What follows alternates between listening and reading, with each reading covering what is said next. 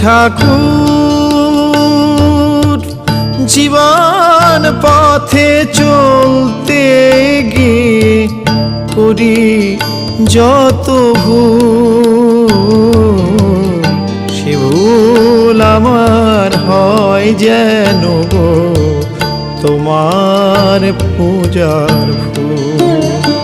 হে ঠাকুর